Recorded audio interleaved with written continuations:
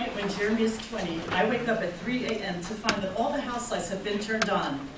Jeremy, usually a sound sleeper, is downstairs. He's looking through my husband's collection of architecture books.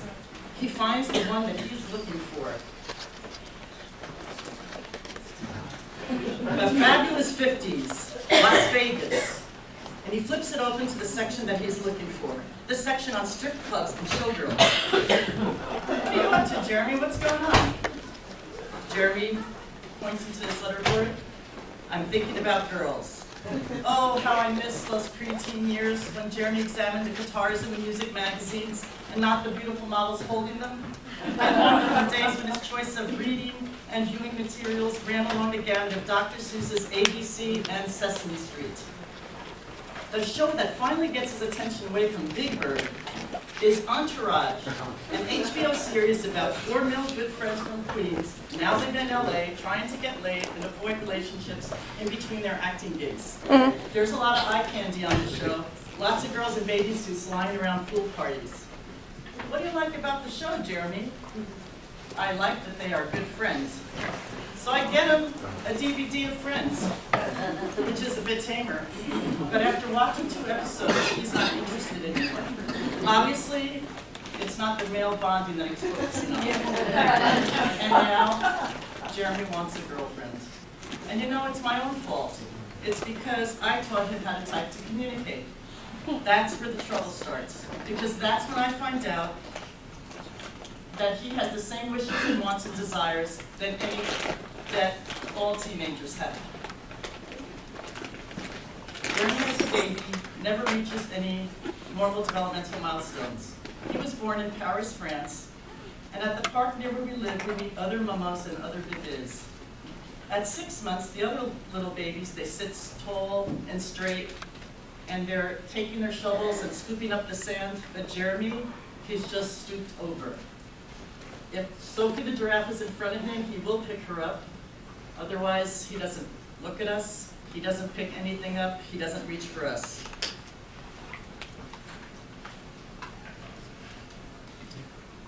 Soon after, we meet another mother in the neighborhood, and she tells us that Jeremy reminds us of, see, Jeremy was born on New Year's Day. He did not drink that champagne.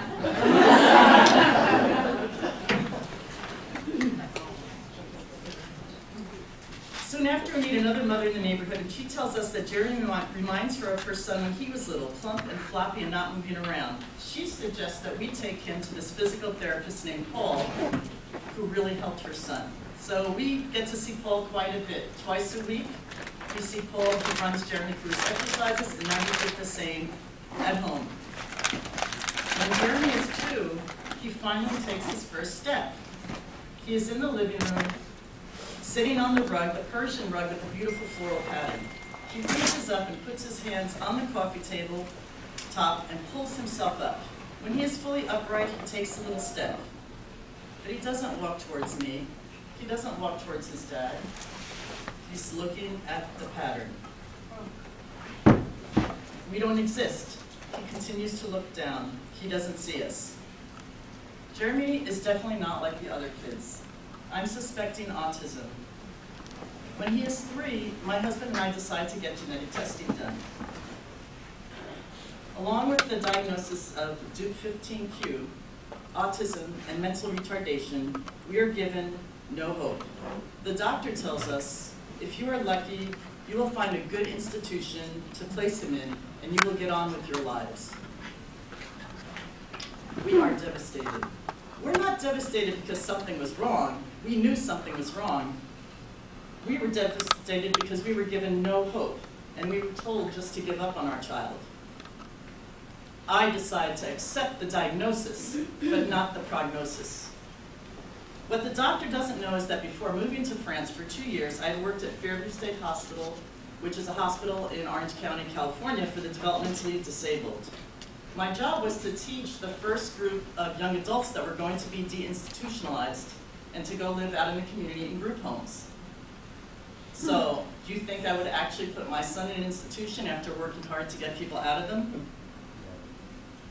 Eventually, I do find a good institution for my son called the United Nations, but you'll hear more about that later.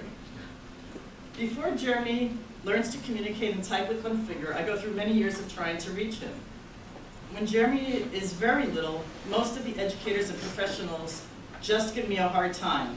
As far as they're concerned, I'm wasting my time. Their theory is that I'm teaching him because I won't accept the fact that he is severely retarded. But I continue to try and teach him as best as I can so he can be the best that he can, whatever that may be. As a child, Jeremy loves books, even cloth ones. That's his first book. He loves looking at picture books, and he loves to hear my voice. So I read to him often. Look, Jeremy, this is a ball, B-A-L-L, balle in French. This is a key, K-E-Y, clé in French. His first words are not mama or papa. One day we were walking down the street and we passed the locksmith, and Jeremy stops underneath this bright, big key and says, clé, clé, clé. Oh, that's right, Jeremy, it's a clé, it's a key. You know, you see, he was making connections. I knew that he was. Years later, when Jeremy could communicate, this is what he would say. Little by little, actually type. You'll have to excuse me. For me, saying or typing is the same as communication. Little by little, my nice mom gave me the tools to recognize that everything had meaning. Mom read to me often and made me understand the connection between words and images and sounds. My favorite part of the day was when Mom would take my great books and read to me. And before he could use the letterboard to communicate, Jeremy was showing signs he understood what was going on around him and that he could read. For example, when he was a teenager, we would have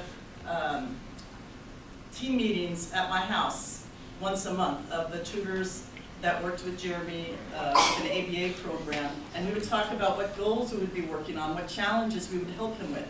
So we would talk about possibly 1 week it would be hygiene, or 1 month, and another time would be social skills, another time we'd be talking about sensory challenges. And invariably, for the next few days, Jeremy would be rummaging through my 500 autism books, pulling them down, looking at the titles, until he found the one that related to what we were talking about. And he would carry that book for days on end. So he would find books like Unwritten Rules of Social Relationships, or Taking Care of Myself, or Raising a Sensory Smart Child. So I knew he was making the connections between the words and the books, because we weren't flashing books around, we were just talking. So he made those connections. Meanwhile, on my journey to teach Jeremy, I'm realizing that there are so many skills I need as a parent. I need to know how to find the right professionals and financial resources. I need to learn about special education, negotiate with medical insurance, find parent support groups, learn how to communicate with team members, learn a whole new vocabulary that sounds like alphabet soup. OT, PT, ABA, GFCF, RPN, LRE. In short, I have to become an advocate for my son. And that got me thinking, where did those skills in me originate from? I mean, traits like resiliency and boldness, where did I pull that out from? And why did I feel like those traits came easily to me? My upbringing. That's my mom taking me for a walk. That's my mom and siblings, that's probably Easter, because we're wearing hats. That's my dad and some of us. Whoops. My family was not like the others. Mama and Papa were French immigrants, and we were never allowed to forget that as they raised us on Staten Island in New York. Mama takes me and the siblings shopping by bus because we have no car. So we're at the store. Oh, I love this supermarché. Oh, we are lucky today. Some days I come here and nothing, but today, oh, very good, tenez, help me. We're at the checkout. Mama and I, my sisters, placed the styrofoam and plastic wrapped packages of today's finds on the moving counter. Plump maroon kidneys, milky white sweetbreads, light pink and veined brains, bright red calf's liver. Meanwhile, I brace for the inevitable cultural battle to take place. The cashier wrinkles her nose in distaste as she sees the packages of innards rolling up the moving counter towards her. She gingerly picks them up as many packages as she holds them far away from her as possible and puts in the codes and price into the cash register. What are you going to do with this stuff? It looks disgusting. Oh, you make your children eat this stuff? It's disgusting. I wouldn't feed it to a dog. It is a delicacy. In the best restaurants, you pay lots of money for this. Foreigners. Mama pulls out her cash to pay. We're getting fidgety. Shh, arrêtez, soyez gentil, nous n'avons pas pour longtemps. Hey, lady, you're in America now. You should speak English to your kids. What? And how many languages can you speak? One, you are stupid. Why should I speak French and English? Chantal, say something to her in French. Meanwhile, I try to disappear, to become invisible. I don't like sticking out, but we do, everywhere we go. It's hard to disappear when Mama makes all the girls' dresses, and there's 5 of us, from the same bolt of material she bought at discounted price. Yes. We're all wearing bright pink woolen dresses. The wool is thick and knobby and scratchy like the green backing of a Scotch sponge. And the line of customers behind us is getting longer and longer. Doing the weekly shopping with Mama was one of the many experiences where we saw advocacy in action. At the time, I just thought that we were different. You know, I didn't really think about it as being French. We were just different, not like the others, everywhere we went. Which is great training for being a parent of a child with autism. I learned as a child to embrace being different. In fact, being unconventional was a positive trait in my family. Though I have to admit that I always really wanted to escape from my family, and that's why I loved reading so much. As a child, hiding away in a corner of the house with my nose in a book was the only way to escape my loud and boisterous family. And I looked forward to the weekly escape to the local public library so that I could read about other places and other families and wished I was adopted in one of them. Needless to say, I passed on the love of reading to both my daughter Rebecca and to Jeremy. But let's get back to Jeremy now. I'm digressing. Oops. I'm not an IT person, obviously. Yes, that's me when I like to read books. So over the years, in France and in England and then in California, I tried different therapies and treatments. My goal is not to get rid of Jeremy's autism, but to help him with the challenges he has in making sense of the world around him so that he can have a fulfilling life and be as independent as possible as an adult. So my goal, so the things that I look at, I choose the therapies, the treatments, and the teaching methods based on different things, such as what are the challenges that he is showing? What kind of learning style does he have? Does he seem to learn more auditorily, visually, or kinesthetically? What does research or case studies have to say about it? If it isn't going to hurt him, and it isn't super expensive, and it makes sense for him, I would try. I introduce one of them at a time, and I take data to see, so I can tell what happens to be helpful for him. But the main thing that I look at is my intuition. What does the connection feel between Jeremy and the person that's working with him? Is there a connection there? So yes, I do use my mind to look at the science, but I also use my heart to feel how Jeremy is connecting with other people that are trying to help him.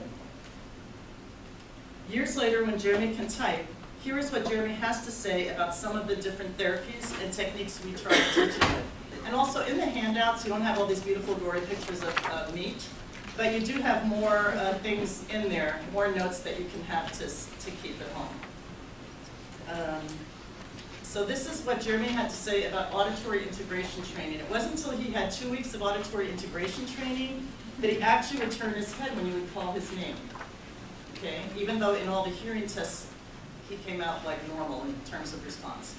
I remember that Mom gave me a really beautiful program where I had to sit really still every day for a few weeks to listen to music through headphones, and it opens up a world of different sounds to me. I could not begin to understand the different noises until I had that program with the headphones. I could hear more sounds and the voices because just until then, I could not make out the differences in the frankly noisy background. I get so happy when I remember now the few weeks that changed my life because I could hear other things besides my mom's voice. Yeah, now they've heard my voice, you can see why he was happy. I'm sorry, but I think I caught a little cold on the plane because my voice is really getting a little sore there. Okay, ABA home program. I get depressed, this is what he had to say years later. I get depressed about the past, but not about the times Mom had tutors for me.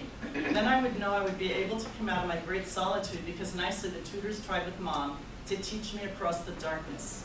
The tutors and my mom used ABA to help me learn.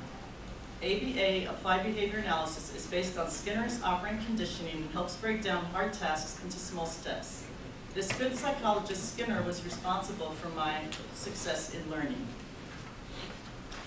And actually, it is through ABA, when we were trying to have him do matching, that I realized that he couldn't see black and white, but I didn't figure that out right away, because he could match like cars to cars, and he could match,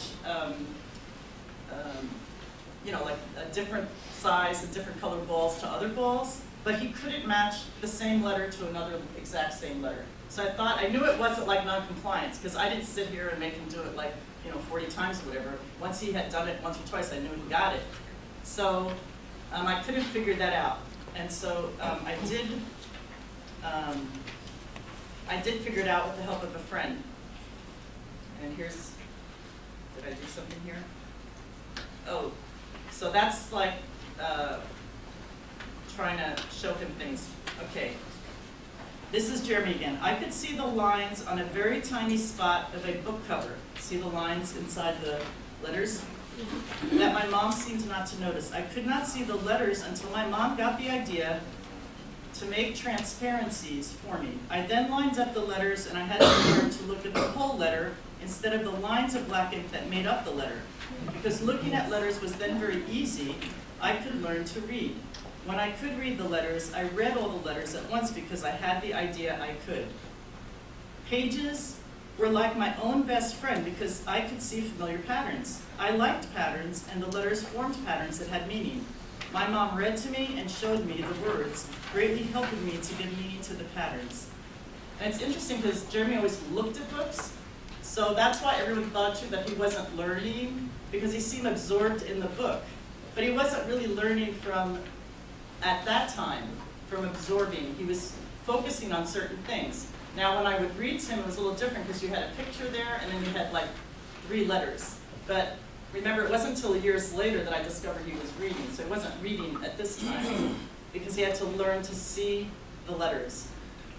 So it's so amazing that years later I could ask him, why did this work, or what did you think about that? And there's so many questions people ask me now and I say, I don't know, I never asked. I guess I should have. But another one, oh yeah, so his explanation about, well there, you have that in your, it's just what I read. It's written in your PowerPoints. Sensory integration is also a very important thing for Jeremy. It was hard to use any of my senses, but the hardest part, and still is to use them at the same time. It is hard to see something and try to listen at the same time. So I don't know if you've ever heard or asked people some people with autism, you notice when you talk to them, they're not looking at you, they're looking away. Well, some of those people are doing it. I'm not saying it for everybody, but some people have difficulty looking at you because they're looking at your face, but then they can't process what you're saying. So that's exactly what Jeremy's saying. It really required a lot of effort to figure out strategies to deal with this challenge. For example, holding a book and flipping through the pages makes it easier to focus instead of looking at where the noise is coming from. See, this is what he does. That's Temple Grandin, that's me, that's Jeremy. He's flipping through the pages while he's listening to Temple say something. And he's flipping, and he's listening to whoever's talking to him. Music. Music is another very important thing for Jeremy. Good music makes a big difference in my life. The most important thing it does is to help me to sequence, and meaning it helps me to know the order of steps in any physical action. Things like the steps of a task, the right way to move my body, and how quickly I react rest on the rhythms I feel. Music can remind me to get sequences correct. Listening to music while writing makes the flow better between my brain and my body. I truly think that music preserves my sanity because it keeps me in rhythm. Because Jeremy has a lot of motor challenges, which is something that a lot of typers tend to say as well. Okay, so early on, I decided from the beginning to take Jeremy out into the community. So I was always taking him out. I mean, gosh, he was riding the metro in France early on. And then eventually when we moved to California, we had a library right down the street. And so we would go to the library. Jeremy loved going. It was quiet and full of books. But eventually this becomes problematic because he loves ripping off the flaps inside the spot books. Okay, and see, at home, he was allowed to do what he wanted with his books because, you know, you can only control so much. So his room was his room. So I had to teach him the rules of the library because he really loved being in there. I think probably because it was really quiet. So I decided to use what interested him to teach him. This was the first time I taught him direct instruction. It was the rules for the library, very basic. And it was very positive. He got rewarded for quiet hands. He got rewarded for looking at the books. In other words, I don't say don't tear. I just said look at the books. And put books in red basket. They had a basket that the kids were supposed to put their books in. And if he did all three things, he got to go out for French fries. And this worked because he hated to leave the library, but he loved French fries even more. So if he even went near to tearing flap, he was out of there. And then he had lost the library and he had lost the French fries. It was like a double whammy for him. But then this worked so well, we used it for everything else to teach him the rules of expected behavior. And books became a transition item. He loved books so much, he would carry them around. Even now it helps to travel. That's at an airport. I transitioned him from baby books when he was little to then more appropriate books. And now he often has Rolling Stone magazine or New Yorker magazine with him. He explained years later that being a cherished item, such as a book, is needed to transition from place to place. That transition item is the only thing that stays constant when the people, the places, the sounds, and the smells around him are always changing and are always different. So from the moment he crosses the threshold of where he lives, he has to have a book with him. If he doesn't, then it's really hard and he's grabbing around at stuff. But having a book, that's his security. So over the years, I've empathized with Jeremy and also with the other people that I've met over the years with autism.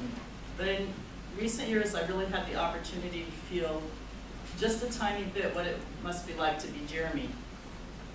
Whoops. In 2017, I suffered a concussion when my car was hit by a truck when I was stopped at a light. And at first, I was in a lot of pain and I was just resting. And the doctors just kept telling me to rest. And it wasn't until, oh yeah, that was another book, that's why that's there. It wasn't until a friend told me about this book, The Ghost in My Brain, How a Concussion Stole My Life and How the New Science of Brain Plasticity helped me get it back, by this professor of IT. And so another book that changed my life, because I couldn't read the book after the concussion. I could only read like 2 lines of print at a time, and I would get a massive headache, and then I couldn't even see the page. So my daughter read it for me, and she picked out things in there that reminded her of Jeremy. And then she realized that the whole point of this book is that he was helped by a vision therapist, a developmental vision therapist. So I said, oh my gosh, Jeremy had one when he was little. Maybe I should call him. But I couldn't, when I think about the challenges I had, what I mean about the challenges is that, oh yeah, this is for later, sorry. The challenges I had were much like what Jeremy had been showing, and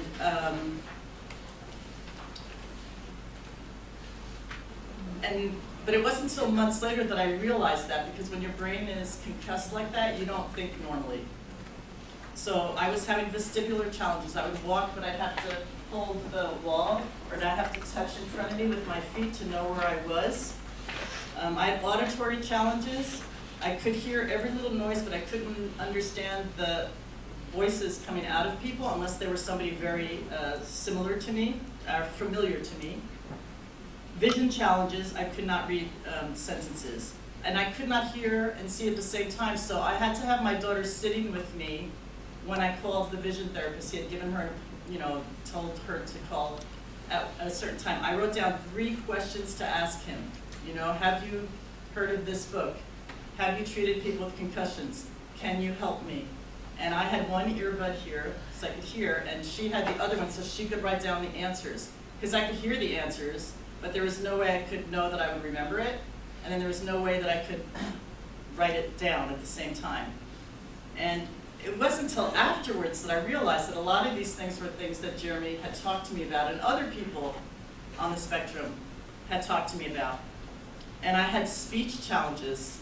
So I didn't drive for a year, and I had, it's hard to believe I had speech therapy, but you see, I still now have problems with speaking like this. I mean, I get nervous, and then it's like I can't find my words, whereas before I could do this much quicker, much quicker first thing in the morning.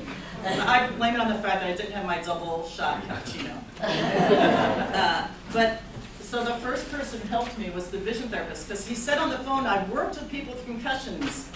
Don't you remember seeing all the sports posters on the wall? So anyway, he's the one, since he knew about concussions, who then told me what other doctors to see for the vestibular therapy and everything. So it's interesting because Jeremy often says when he writes about his years as a child, my mom saved me from a life of despair.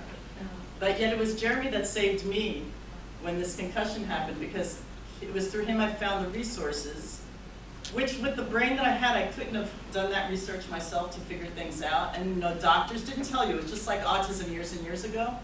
And then also every day that I had to do these therapies, and I'm like a type A person doing 15 things at once because I love being that way, I had to not do anything. I couldn't be on the computer, couldn't watch TV, couldn't entertain myself. And all that got me through that was thinking, if Jeremy has done this for so many years, I can do this for a year. Of course, it's lasted 2 years, but that's okay, But when you think about it, people that have these challenges constantly, and I could understand I felt like how the processing is so slowed down. Not saying everybody's like that, but it made me understand more about what Jeremy has told me and what other people have said. So it's just really amazing when your brain's not like everybody else's. But the good thing is, at my age, because I'm 62, is now I can always blame the concussion. And I just, no, it's not my age. People try and say, oh, I get that too. But I know it's different, because I can tell the things that I'm doing weird because I'm getting, not older, not weird, but things like you forget. Like, you have a conversation with somebody and you say, do you remember that movie that so-and-so's in with? And you start talking about the movie, you've never said the name. The other person says, oh, I know, I don't remember the name either, but you know the movie. That's normal. But I have things that are not my usual brain. But anyway, back to Jeremy. So I learned so much about autism and what it's like to be a parent, coupled with my past professional experience, that I started writing books to help others. I write the books that I wished I could have found when I first had Jeremy. And that's how I meet Soma, doing research for one of my first books, Autism Spectrum Disorders. Soma developed the rapid prompting method in order to teach her nonverbal son. RPM is a way to teach academics using a teach-ask paradigm and leads eventually to learning different levels of communication, the goal being independent responses to open-ended questions. At first, Soma started her lessons on using whatever book Jeremy was carrying, because that is what interested him. For example, with this book, she might start talking about the moon and the stars, and then go on, because she could make a complicated lesson or a very basic lesson. She would start with whatever he was looking at. So I would take him up to see Soma in LA twice a month, and then I practiced every day for 30 minutes with him. And one day, Jeremy's teacher, his first year in high school, she comes home for a home visit. She observes Jeremy doing the chores as usual, and the schedule and all of that, and then she observes me teaching Jeremy some basic things with RPM. She tries it at school, and she has success. So she asks me to come in and train a couple of classroom aides. And so begins Jeremy's journey of letting others know that he is not severely retarded. You know, one day we'll understand this technology. Oops. So letterboards, it can be low tech, it can be higher tech. You have to remember, we didn't have iPads back then when Jeremy was in high school. He's 30 now. And there he is, he worked on a Bluetooth keyboard and letterboard. Okay. So this is the part of Jeremy's journey where he convinces people that he is able. It's no longer me that has to advocate for him. He can prove to others what he's learning. And so then he starts taking more general education classes because they know he's understanding. And that's when the real trouble starts. That's when he gets interested in girls. I work so hard to keep Jeremy out of institutions that have challenges of a different kind. Jeremy can now communicate very well by typing with one finger and is very clear what he wants. I want a girlfriend. I think it is my right to hope for the love of a woman and the happiness of a home of my own. One day I want my own place with a roommate. Like my kind mom says, I need patience and real advice from a knowledgeable person. Like, how do you find the woman of your dreams? How do you make love to someone? Jeremy, I know you need a girlfriend. The question is how to find one. What do you want in a girlfriend? When I think about having a girlfriend, I'm thinking about sex. Is sex all you think about? That really is not the main thing. I want a relationship. I want to have someone to talk to and laugh with. It is clear Jeremy is interested in love and sex and relationships, just like any other young person his age. I try to find some resources for him. We visit a therapist, a psychologist, and a psychiatrist. The therapist suggests going to church to meet young people. That's reasonable. The psychologist suggests going to online dating sites. The psychiatrist suggests a sex therapy, just a sex therapist. Just Google one. Meanwhile, Jeremy doesn't understand why it's taking me so long to find a girlfriend. Jeremy, a girlfriend is not something I can just go out and get for you. Why not? Of course Jeremy thinks I can. Didn't I get him his vision therapist, his physical therapist, his occupational therapist, his behavior therapist, his music therapist, his tutors? Why can't I just put girlfriend on the list of things that I have to find to help him? But this just reminds me of my own midlife situation. Like, I feel like this comic. How did I get here? I feel like this cartoon. The reality is that raising Rebecca and Jeremy is like raising two beautiful planets who orbit the same sun, but in different paths. Each one has its own needs and wants, different from the other, each needing individual attention. And Jeremy requires 24/7 support. So if no one's there to help Jeremy, then one of us is helping him. And as a parent, the night demons often come to visit. I wake up terrified, wide awake in the middle of the night. What's going to happen to him when we are gone? Where will he live? Who's going to care for him? Who's going to advocate for him? Who is going to be there for my child? I don't want his sister to have to shoulder it all on her own. You know, love and sex are just a basic need as food and shelter, even though we don't talk about it that much with people with autism. As a parent, you want your children to find love and happiness. With my daughter Rebecca, I don't have to worry about that. She already has found her partner and her love. But Jeremy, I have to find or create situations where he can make friends and hopefully one day have a loving relationship. Because when you need a piece of technology and you need to communicate and you need help getting around, it is really hard to make friends. So I worry about him in a way that I don't worry about Rebecca. I so want Jeremy to have, as he puts it, the love of a good woman. As a teenager wanting love and girlfriends, Jeremy gets his inspiration from the TV show Entourage. Remember them? I had my sights set on a different show from the same era. Big love. Imagine Jeremy having 3 wives 3 homes with shared backyard, an extended family, and strong relationships. What parent of a special needs child wouldn't love that in a second, right? With 3 wives, Jeremy would have all the love and sex he wishes for, then he would have covered plenty of respite, right? This arrangement would solve the housing problem and our worries about what will happen when his dad and I are no longer alive. Unfortunately, that's not Jeremy's reality any more than Entourage's. I only hope that one day Jeremy does find the love that he hopes for and desires. But when we're not thinking about those kinds of things, the night demon happens too when bad things happen. So I'm just gonna, guess it's not on here, but I'm gonna read to you something Jeremy has said. It's probably in your handout. I think you have to be brave to get over the horrible times people hurt you and talk like you don't understand the comments they're making about you within earshot. I don't think people realize the kind of effect they have on nonverbal people. In my case, you know that intentional abuse is unforgivable, but in some cases, ignorance is just as painful. In my case, I have oftentimes been the victim of ignorance. I have also suffered real abuse. Really, if it were not for my mom and my therapist pleading for me, I would have retreated into my world. I have to say that God was good to give me such good parents and sister. To this day, Jeremy has PTSD and flashbacks that can disable him for hours at a time.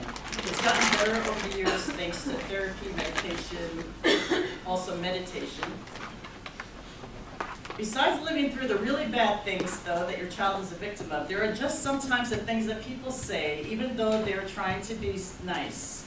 They say these things in kindness, but if you're having a bad day as a parent, these things do not feel kind. Absolutely not. Whoops. God never gives you more than you can handle. That's what they say. Theory, God only gives children to special parents. I thought my aunt was pretty special. I don't know why she never had any kids. My most favorite, though, is we each have 8,000 lives to live out our karma. You are close to working off yours. But my question is, when Jeremy's having a bad day, whose karma are we working off? Because it's a crappy day for him, it's going to be a crappy day for me. But by nature, we are a family of survivors. Survival is something I also learned from my parents because every summer they would take us out for 3 months camping in Louisville, Kentucky. Okay? In a cow pasture. The toilet is a wooden outhouse. There's no running water, only a well. Mama heats water and cooks for her small children over an open campfire. There's no shower. We bathe in the creek nearby. Once a week, we go into town to buy groceries and do the laundry. 6 little kids, my mom. He's off working during the day. In the morning, when I wake up in my little pup tent, there are a dozen long-legged spiders staring down at me inches from my face. I am deathly afraid of spiders. I have recurring nightmares about them. My goal is to get out of the tent without any of them falling on me. And at night, if we're lucky, my dad takes us frogging on the creek for frog legs for breakfast. This kind of camping will make a survivor out of anyone. I hate camping to this day. Back to Jeremy. That's a nice picture of camping. I did like snakes. So Jeremy, at an annual IEP, Jeremy's teacher informs the IEP team that he's given Jeremy assessments on a variety of subjects and some interesting and surprising results. Jeremy tested at grade level for English, geography, and history, but had very low scores for subjects such as math and the sciences. We are all surprised until they look at his middle school records and realize that those are the exact classes that he was mainstreamed into. So he was an auditory learner. He'd been listening the whole time he was in class. At 18, so he starts taking more general education classes. At 18, he's transferred to the transition program and continues to have life skills along with the diploma track. He starts the year with the new substitute teacher in his homeroom, which is the special education classroom. He's at home Thanksgiving week. Jeremy, it's been 3 nights. You're up all night and redecorating. What's going on? I know you're in a safe place and you have a great aide. What's the problem? Beautiful mom, the new teacher told my aide not to teach me academics. Greatly, I am not happy, Mom. Will you tell the teacher? No, you can do it, Jeremy. You can write to the teacher. Dear teacher, I have to say I heard you talk to my instructional aide. I think you were wrong to tell her not to teach me academics. You know I want to go to college. I want to write a book about my life and people who have helped me, but also about people like you that give professionals a bad name. Teachers like Alan and Maureen and Janine have helped me and not hindered me. Also, academic goals and objectives are written in my IEP decided by a group of professionals. I get discouraged when professionals like you, seemingly knowledgeable, are not encouraging staff to teach what is in the IEP. Sincerely, Jeremy Sicile-Kira. Has become a mini-me. Better yet, he's become his own person. So Jeremy actually does graduate from high school, and he does give a commencement speech, and I'm going to show you a few minutes, it's about 4 minutes of this speech that Jeremy gave.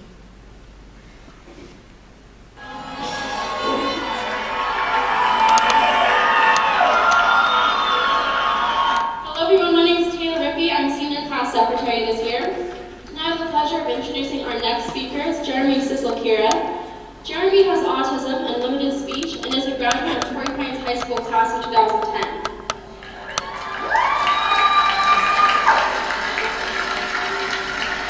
He plans to attend Mariposa College and study communication and journalism. Jeremy types or points to letters on a letterboard to communicate. He passed all of his tests, wrote all of his papers, and made PowerPoint presentations in this way. Jeremy wrote the following speech using voice output software on his notebook computer. He would now like to share his thoughts. Jeremy.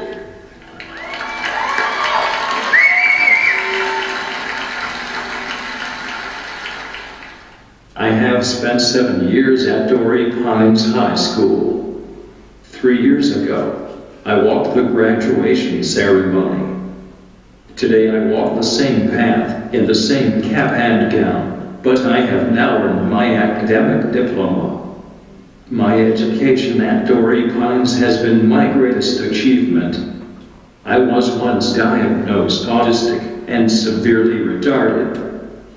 When I arrived at Torrey Pines, I could not communicate, and I spent my days in a class for the severely handicapped.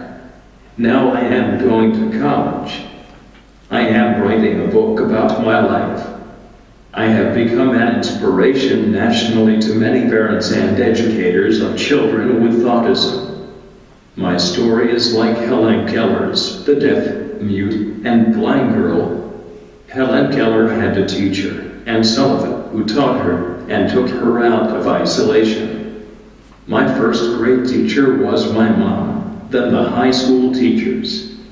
My favorite story about Torrey Pines is when my teacher, Alan Gustafson, realized for the very first time that I understood everything.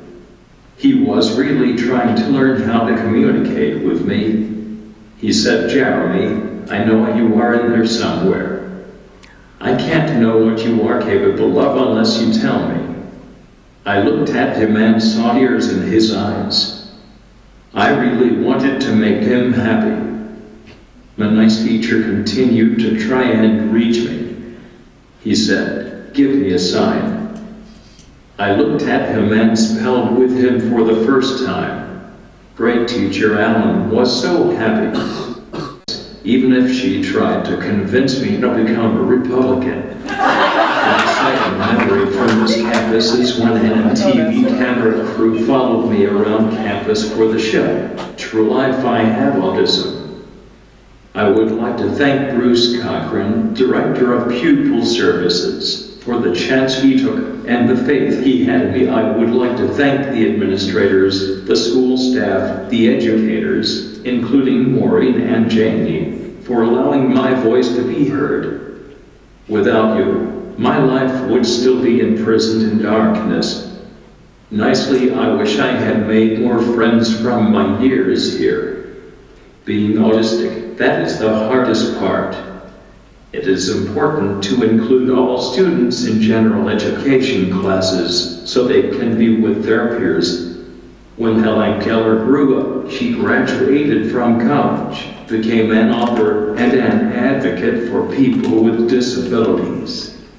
I hope to do the same. My real message to you today is, teachers, never underestimate your students, no matter how disabled they may appear or what difficulties they face. Parents, believe in your children and encourage them to fulfill their dreams. Students, give yourself the power to hear the voice inside telling you that you can create the life you dream of. Believe in yourself and never allow anyone to discourage you. Jeremy, Sicile-Kira.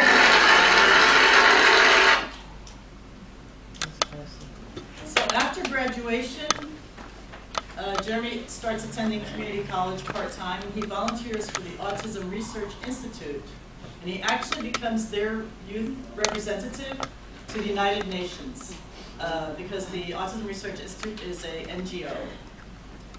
But it's another book that, he co-authors a book with me. He volunteers at the Lifeguards. There's another book that shifts our world completely, Born on a Blue Day. One day when Jeremy's 22, I find him in the kitchen flipping through this book that he had gotten off my shelf. Hey Jeremy, that's Daniel Tammet, the author. He has synesthesia. Like our friends Deborah and Blue, they see letters, words, and numbers in color. Doesn't everyone? What do you mean, doesn't everyone? Do you? Yes. Really? Well, why didn't you ever tell me? You never asked. Truly, I thought everyone saw letters and words in color. A few weeks later, we're with his therapist. You know, Jeremy doesn't just see letters and words in color, he sees color around people. What? He sees their colors. He is seeing their auras. Hey, I'm from Staten Island. We don't do auras. What is happening is that Jeremy is reading their emotions. He also sees emotion as color, another form of synesthesia. This is really helpful when interviewing potential staff. Truly, Mom, do not hire the girl who came in to interview to be my support person. Why not? She seemed good to me. She is red. Red? Yes, greatly her aura is very red and she has lots of anxiety. I need people that are calm and green inside. On the flip side, it's not easy living with the human mood ring. Let's face it, life is stressful and it's not always easy being green. Hey Jeremy, what's my aura look like today? Today's forecast, Mom, mostly green with a slight chance of red. At first, I don't talk about this too much because for years I was considered the Ouija board lady when I started to convince people about Jeremy using letterboards. Oh. But the school was very careful about validating Jeremy's typing before moving ahead, and rightly so. One morning, about 6 months after first telling me about his ability to see auras, Jeremy wakes up with a big grin on his face. Hey, what's the happy face about? I had a dream I painted your color, Mom, and I have to say it was purple and very lively. The next day, another big smile. Oh, I had a dream I painted my kind Donna. It was bright yellow and had a kind of sparkle. Truly, she is like the sunshine. Happiness is everywhere.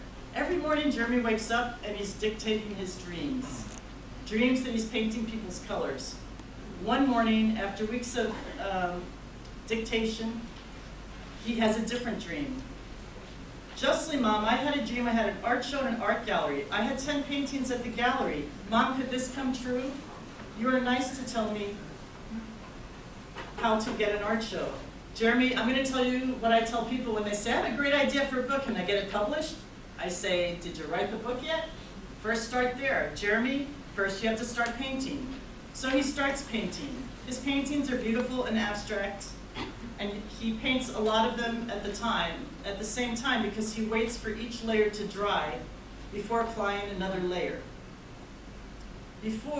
That's President Obama's colors, by the way.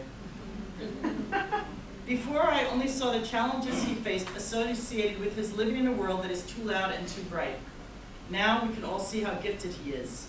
Soon after, I found out about an affordable studio in downtown San Diego. So I go down to see if he can have an art studio because we only had a little room for him. the administrator says, you're in luck, there's one spot, one studio open. The first person who goes through the application process and who gets past the selection committee gets the studio.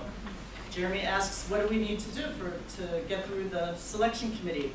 You have to provide a portfolio. Jeremy says, I don't have a portfolio, I have a website. Oh, we'll take the website. That's it. No questions about his autism, nothing. No questions about how he's communicating. For the first time in his life since being diagnosed, Jeremy is being asked not about his autism, just about his art. A few days later, Jeremy gets an email and it reads, we would love to have you be part of our co-op.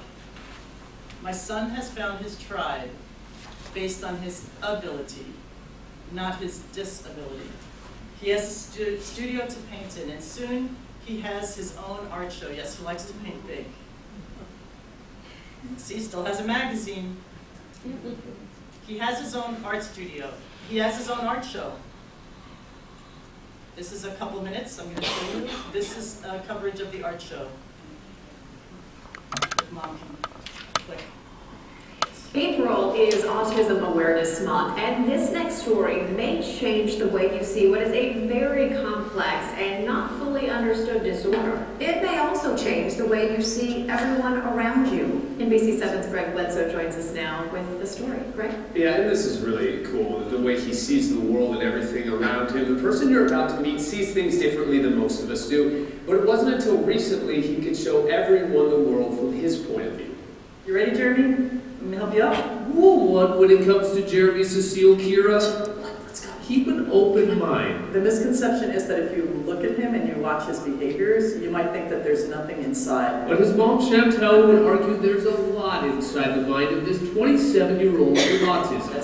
SW, answer. A lot he could tell you one letter at a time, but they prefer Support.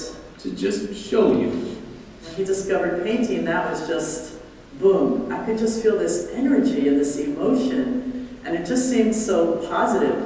Jeremy started painting 3 years ago because of a dream he had. He spelled out, Mom, I had a dream that I painted 10 paintings and I had my own art show. Could this come true? And I said, well, Jeremy, first you have to paint the paintings. Something that may have come naturally Happy yellow. because in addition to autism, Jeremy has something called synesthesia. Which for him means that he can see letters, numbers, and words in color. What's the color you chose? He then started talking about emotions as color. He was talking about people being happy, and that was yellow, and how orange was fun, and this person was a leader, and so therefore they were represented by purple. Okay, blue like the sky. Which is why every one of his paintings is actually a portrait of someone Jeremy has met. This one is for I think she's a social worker. They're like really surprised and they say, how did he know this about me? And it's true. And it's become more than a hobby. People are buying them. Paintings sell for as much as a couple $1,000s, and the list of orders is growing every day. I am totally blown away. I still don't believe it. As for that dream he had about one day having his own art show, it opened this month. TR come true. Dreams come true. But this is about more than money and more than one Can I person. fix this for you? His mom says this is about everyone else out there like Jeremy. There are a lot of people out there who are not given an opportunity to learn how to type or communicate. And an open mind can be a beautiful I was thing. thinking how many other people may have a talent that we have yet to discover because nobody's given them an opportunity to communicate. This is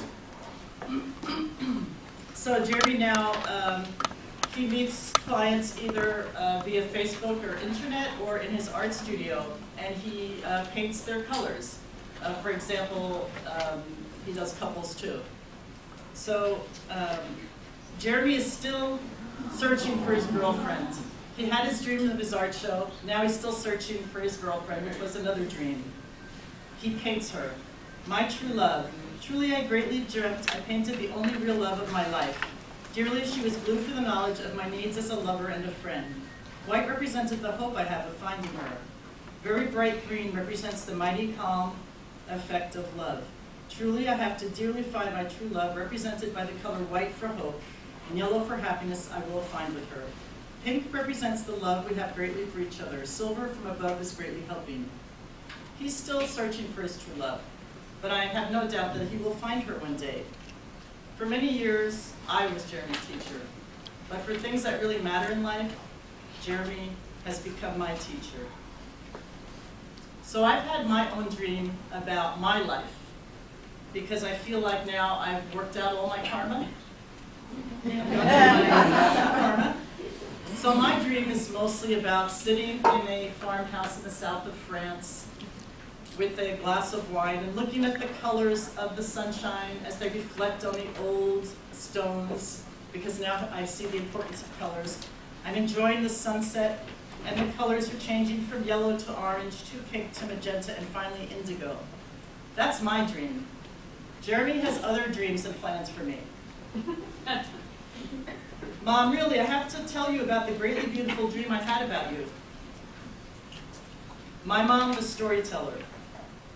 Happy, I frankly dreamt that I painted nice mom's success as a true storyteller. Justly, Mom told our story in very different ways.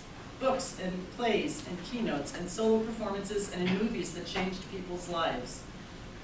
Beautiful Mom told everyone our story of triumph. Great yellow showing true happiness is there, and green is present for the real calming message that our story will bring. Justly nice lavender representing beautiful nice Mom in front of the crowds, nicely offering them the hope of caring that helps children reach their potential. Justly beautiful Mom was kindly, truly grateful for the opportunity to realize her dream of having her movie made and become a success.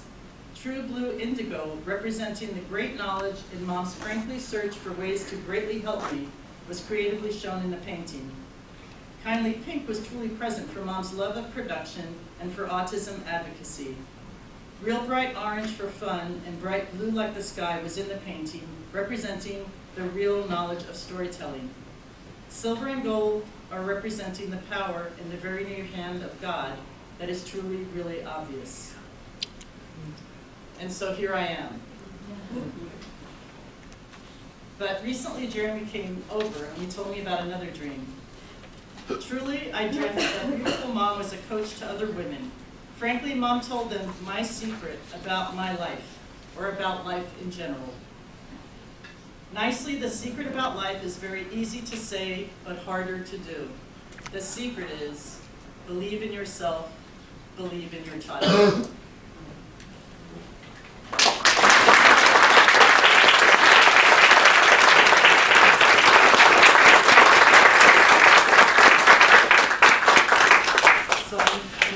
Very many time for questions, but I'm going to be here for 2 days. You can always stop me everywhere.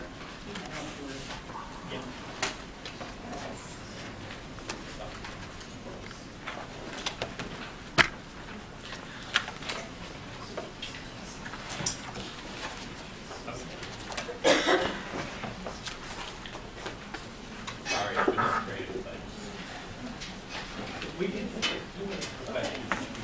I'm fine with that. Hi. You talked a lot about Jeremy and I see that he's still your half the whole. Right. Individuals that have progressed from that. You said the school validated him using it. What did you mean? So I don't know the exact little things that they did to do it, but one big thing that I knew about, and it was by mistake that it happened, was, so there were two aides that were trained in it, and one of them worked in the morning, one in the afternoon, and so one went to one of the mainstream classes, and the other one went to the history class with him. And the one who went to history class is Mexican and moved to America.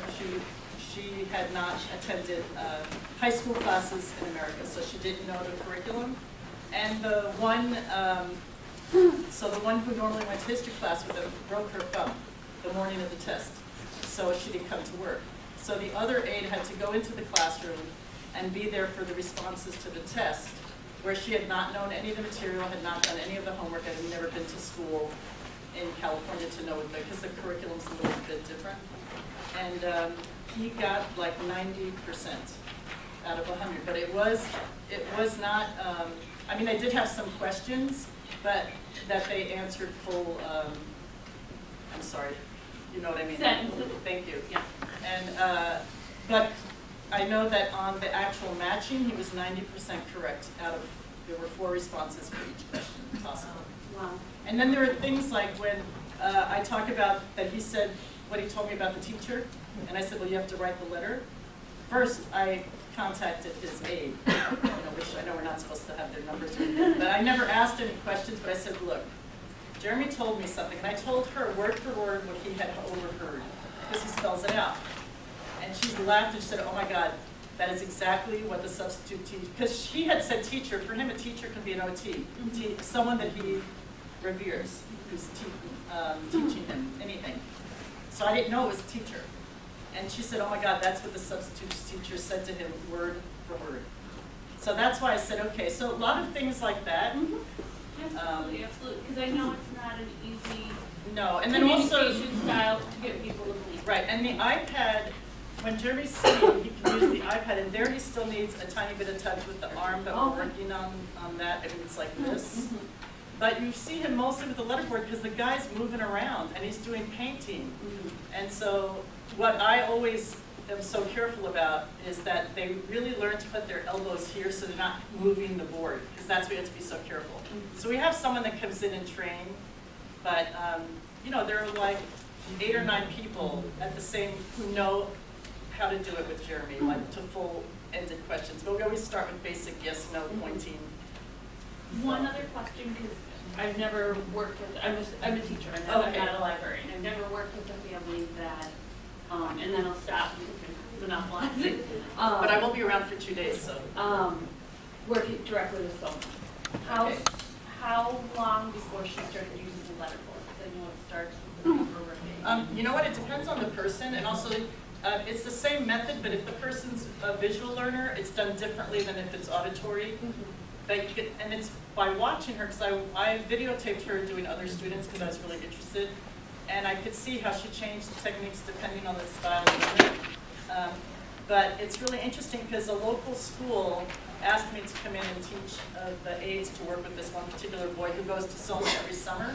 And I said, look, I'm not licensed, I'm not Soma approved, you know, like trained. I said, but I would call her and ask her if she's okay with me doing that, because I didn't want her to hear about it roundabout. You know what she said to me on the phone? She said, oh my God, if you taught your son, you can teach anybody. She goes, nobody's ever taken that long.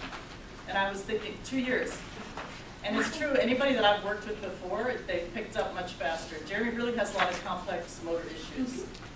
But I'm so glad I didn't know that at the beginning, right? Because otherwise I would not have tried. But what's 20 minutes a day, 30 minutes a day? It's not like saying you have to do a 40-hour program, you know? And it wasn't about changing something about him, it was giving him something.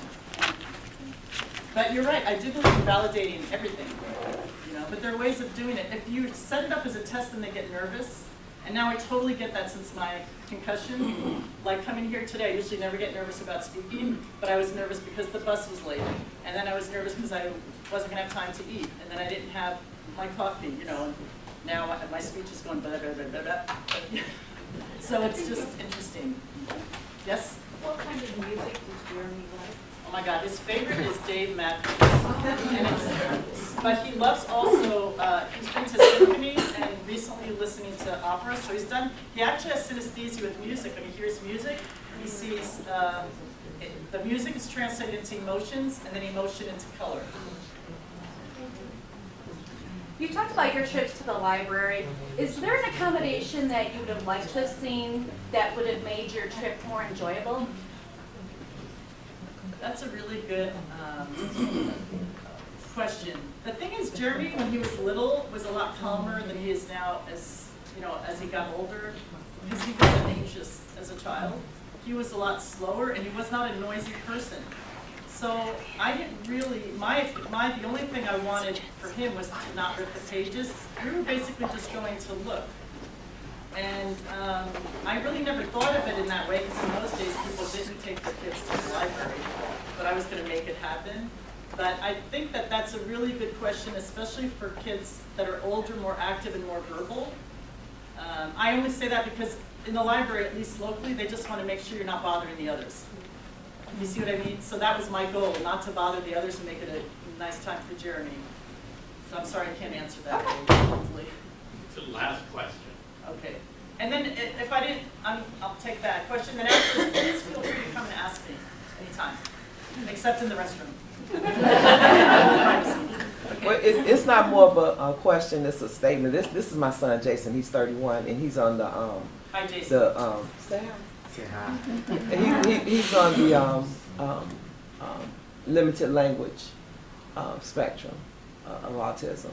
But the thing that you said, and Jeremy also said, is never give up, because I was thinking that he wasn't really understanding a lot of stuff that I was saying, but when I'm fussing, I would tell him, just be cool, Jason, just be cool. And I've been saying it for years, and now he tells me, be cool. Yeah, well, it's funny because when Jeremy started telling about the colors, I realized that's why when I was, you know how you get in hyper mom mode because you have to leave the house, get the kids in the car, and get home to work? Hurry up. Well, I could see he would start getting hyper. And then I realized, oh, I'll say, Jeremy, if you see red, it's not about you.